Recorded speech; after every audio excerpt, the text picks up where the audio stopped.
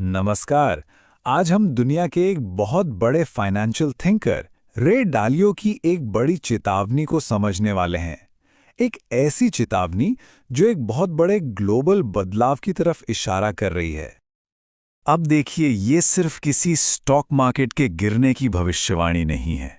नहीं, ये एक सिस्टेमिक मेल्टडाउन यानी पूरे के पूरे फाइनेंशियल सिस्टम के ढह जाने की संभावना है।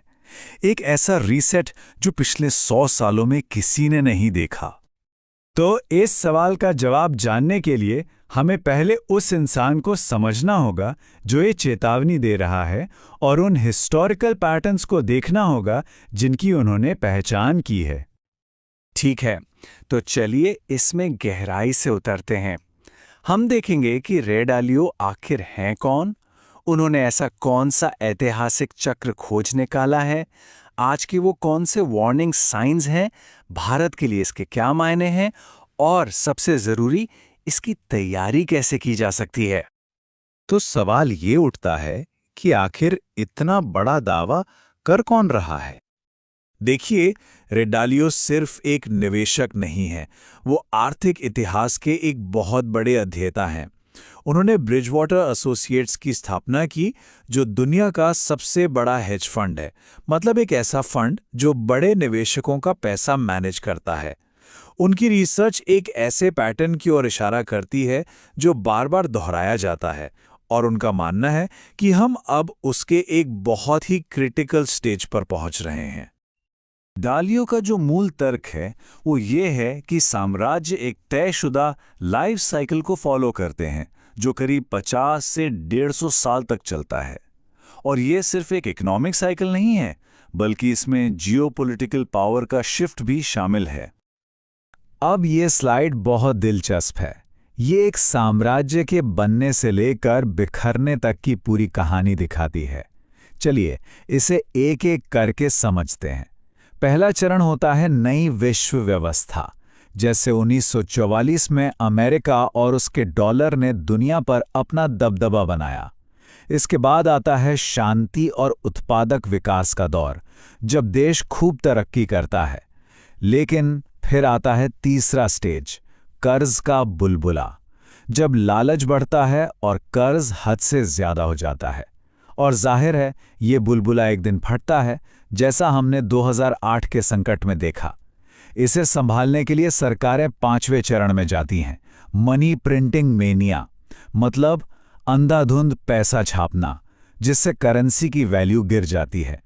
इससे लोगों का भरोसा टूटता है और देश क्रांति और युद्ध के छठे चरण में दाखिल होता है, जहां अंदरूनी और बाहरी झगड़े बढ़ जाते हैं।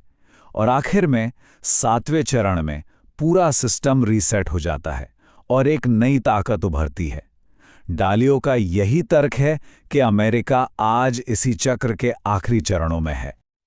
तो ये तो हो गई इतिहास की बात, पर आज की दुनिया में ये पैटर्न कैसा दिख रहा है। डालियो 3 खास रेड अलर्ट्स की ओर इशारा करते हैं जो इस वक्त हमारे सामने हैं। पहला अलर्ट है पॉलिसी प्रेरित मंदी।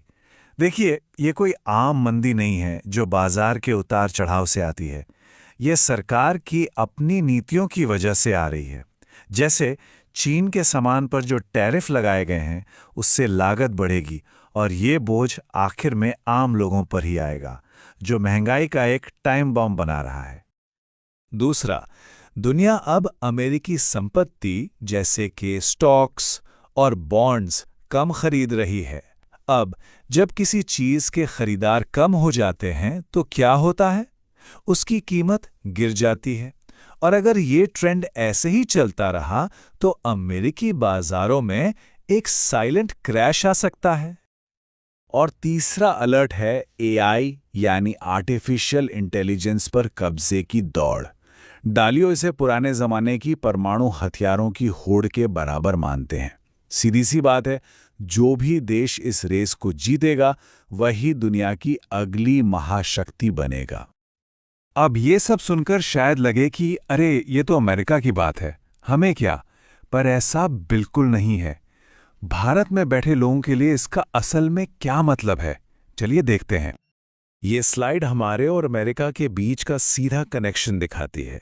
TCS और इन्फोसिस जैसी हमारी जो बड़ी बड़ी IT कंपनियां हैं, उनका आधे से ज़्यादा पैसा मतलब 51% सीधे अमेरिका से आता है।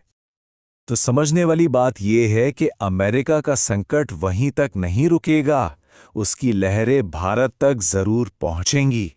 विदेशी निवेशक अपना पैसा निकाल सकते हैं, भारतीय रुपए की कीमत गिर सकती है, सोने के दाम आसमान छू सकते हैं और हमारे एक्सपोर्ट्स और शेयर बाजार पर भी बहुत बुरा असर पड़ सकता है। तो इन सब बातों को सुनकर घबराहट हो सकती है, लेकिन डालियो का जो मूल संदेश है वो घबराने का नहीं बल्कि तैयारी करने का है।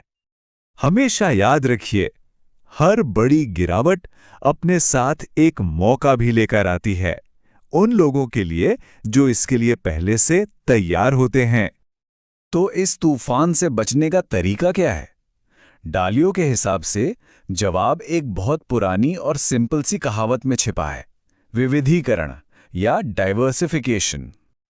अपने इन्वेस्टमेंट्स को एक पारंपरिक भारतीय थाली की तरह देखिए। जैसे थाली में दाल, चावल, सब्जी, रोटी सब कुछ होता है, वैसे ही आपकी फाइनेंशियल थाली में भी वैरायटी होनी चाहिए। इसमें भारतीय और ग्लोबल स्टॉक्स, बॉन्ड्स, सोना और यहाँ तक कि रियल एस्टेट भी शामिल होना चाहिए। इससे ये पक्का होता है कि अगर एक चीज़ अच्छा परफॉर्म नहीं कर रही तो दूसरी चीज़ें आपके पोर्टफोलियो को संभाल लेंगी। तो आखिर में सवाल सिर्फ एक मंदी का नहीं है, बल्कि ये है कि इस बदलाव के बाद दुनिया कैसी होगी।